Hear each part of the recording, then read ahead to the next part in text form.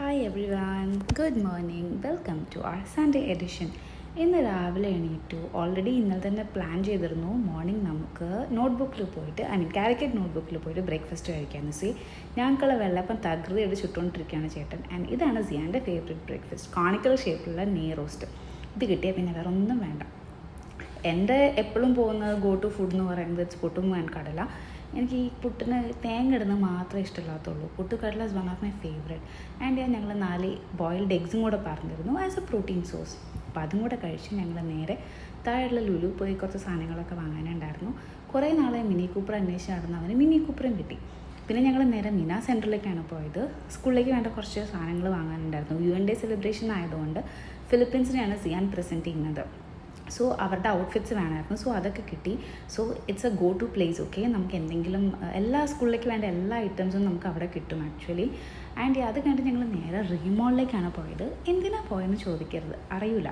വെറുതെ തേരാപ്പാറ നടക്കാൻ വേണ്ടിയിട്ട് ഒരു സ്ഥലം വേണമായിരുന്നു. അപ്പോൾ അവരും പറഞ്ഞു ഓക്കെ നമുക്ക് റീമോളിൽ പോവാം. നമ്മൾ അധികം അത്ര അങ്ങോട്ട് എക്സ്പ്ലോർ ചെയ്യാത്തൊരു മോളാണ്, ഇതുവരെ ഫുള്ളായിട്ട് കണ്ടിട്ടുമില്ല. അവിടെ എത്തിയത് അവൻ ഐസ്ക്രീം വേണം. അവൻ്റെ കാര്യങ്ങൾ വാങ്ങിക്കൊടുത്താൽ പിന്നെ അവൻ നമ്മളുടെ കാര്യങ്ങൾക്ക് ചെറുതായിട്ടൊന്ന് കോപ്പറേറ്റ് ചെയ്യും. സോ അവനെ ബ്രൈബ് ചെയ്ത് ഞങ്ങൾ പിന്നെ അങ്ങോട്ട് ഇറങ്ങി. ഹലവീൻ ടൈം ആയതുകൊണ്ട് നല്ല രസമായിരുന്നു എല്ലാ ഔട്ട്ലെറ്റ്സും ഡെക്കോർ ചെയ്തത് കാണാൻ വേണ്ടിയിട്ട്.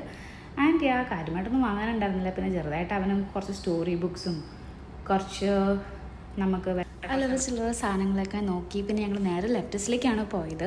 അവിടെയും വിൻ്റർ ഔട്ട്ഫിറ്റ്സിൻ്റെ ഒരു മേളയായിരുന്നു. കുറച്ച് ഡ്രസ്സും ഔട്ട്ഫിറ്റ്സൊക്കെ അവിടെ നിന്ന് നോക്കി. പിന്നെ ഞങ്ങൾ നേരെ മാക്സിലേക്കാണ് പോയത്.